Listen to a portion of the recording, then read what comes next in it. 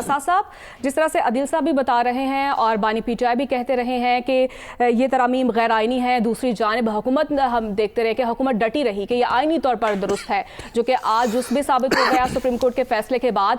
और आप क्या देखते हैं कि इस फैसले का खास तौर पर बानी पीटीआई के खिलाफ केसेस पर क्या इम्पैक्ट पड़ेगा?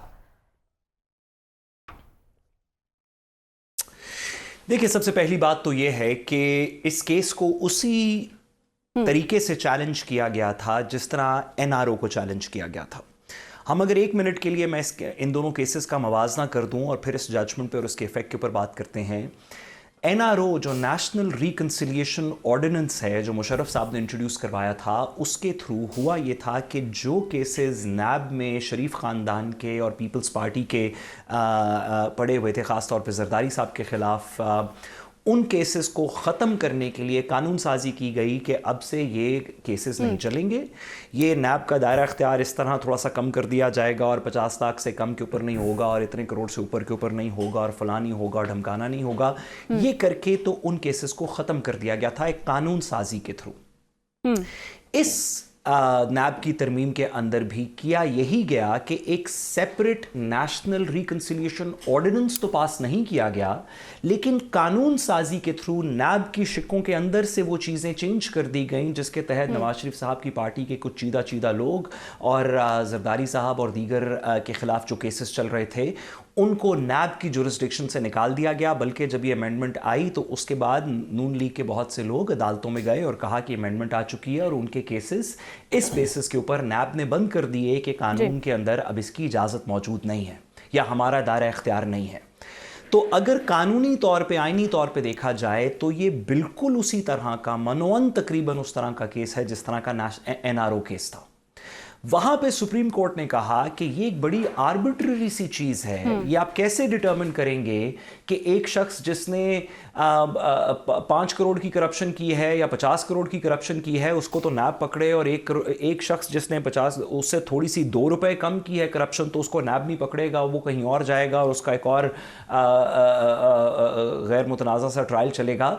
ये तो बड़ी आर्बिट्ररी चीज़ है। आप कैसे डिटर्मिन करेंगे ये बात? आप और मैं या कोई भी शख्स बैठ के ये कैसे कहेगा कि फलां शख्स अगर चोरी करे तो वो नैब में नहीं जाएगा और फलां शख्स चोरी करे तो नैब में जाएगा? अगर 10 रुपए की चोरी होगी तो नैब में नहीं जाएगी, अगर 11 रुपए की चोरी होगी तो नैब में जाएगी। इसी आर्बिट्ररी बेसिस के ऊपर एनआरओ का केस स्ट्राइक डाउन किया गया था या एनआरओ स्ट्राइक डाउन किया गया था। सुप्रीम कोर्ट का जब तफसीली फैसला आएगा तो इस बात को कानूनी तौर पे कम से कम समझने में बड़ा ज़रूरी होगा वो फैसला कि सुप्रीम कोर्ट ने अपनी माजी की जुरिस्प्रूडेंस से जो ये कहती रही कि इस तरह की डिस्टिंक्शंस गैर आइनी हैं, एनआरओ को गैर आइनी डिक्लेयर किया गया।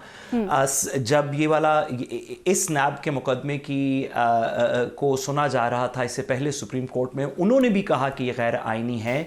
तो कैसे अपील की स्टेज के ऊपर इसको मनोवन यकसर जो है वो इसको आईनी करार दे दिया गया? ये बात तो मेरा ख्याल है तफसीली ऑर्डर के रीजंस में पता चली। बिल्कुल। लेकिन जो आपने बुनियादी आपकी इजाजत से मैं 2 बातें और करना चाहता हूं। जी साहब, मैं 2 बातें और करना चाहता हूं। सॉरी, एक बात ये कि और माजरत अगर आप इसमें इंटरप्ट ना करें तो ये थोड़ा बेहतर होगा। सबसे पहली बात ये कि जो हमारा पहले से मुतनाज़ा एक ऐसा अमल है जिसमें हम कमर ज़मान चौधरी साहब जो नैब के चेयरमैन थे वहाँ से ऑनवर्ड्स लोगों को बताते रहते हैं कि वो हुदैबिया का केस हो, वो दीगर इस तरह के केसेस हों, नैब को जब हल्की सी एक्सक्यूज़ मिली तो नैब ने आके कहा कि हम ये मुकदमात नहीं परसू करना चाहते। नवाज शरीफ साहब की अपनी अपीलों के अंदर यही जो इतनी बड़ी पैनमा के नीचे जो अपीलें थीं उसके अंदर नैब ने खुद जाके इस्लामाबाद हाई कोर्ट में मनोवन खुद कहा कि हमें नवाज शरीफ साहब और उनकी फैमिली दरकार नहीं है, हम उनके खिलाफ केसेस बंद करना चाहते हैं। ये तो एक डिज़ाइन का हिस्सा है, लेकिन इससे जो और इसकी वजह से नवाज शरीफ साहब की फैमिली और दीगर लोग और इवन इमरान खान साहब को भी इन केसेस के अंदर, तोशाखाना 2 के अंदर, दीगर केसेस के अंदर बेनिफिट मिलेगा। हम इस पॉलिटिकल लम्हे से तो गुजर जाएंगे। नवाज शरीफ साहब भी कहेंगे मेरे खिलाफ कोई कन्विक्शन नहीं, जरदारी साहब भी कहेंगे मैंने आज तक कोई करप्शन नहीं की, इमरान खान साहब भी कहेंगे कि मेरे केसेस भी ख़त्म हो गए। लेकिन इससे जितना बड़ा धचका अकाउंटेबिलिटी के प्रोसेस को पाकिस्तान के अंदर पड़ेगा, हमने अब तकरीबन ये बात सेटल कर ली कि आप अगर नैब की रिकवरीज देख लें पिछले 2-2.5 साल की तो आपको पता चलेगा कि कोई मेजर रिकवरीज नहीं है। आप कन्विक्शंस देख लें तो आपने और मैंने कम अज़ कम ہم ہر ہفتے ٹیلی ویژن شو کرتے ہیں. ہم نے کوئی ایسا مناسب بات نہیں کی پچھلے 2-2.5 سال کے اندر کہ نیب کی کسی پروسیڈنگ کے بارے میں کہ نیب نے فلاں کو پکڑا, اسے پیسے ریکور کیے.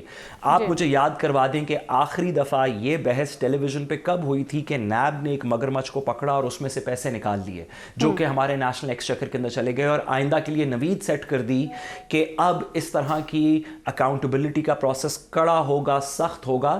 اکاؤنٹیبلٹی کے اوپر تو ہمیں تقریباً انا للہ و انا الیہ راجعون پڑھ لینی چاہیے. اب اس کا کوئی نیا سیٹ اپ آئے گا جس پہ لوگوں کو اعتبار ہوگا. میرا نہیں خیال کہ نیب کے اوپر اب لوگوں کو اس طرح کا اعتبار رہ گیا.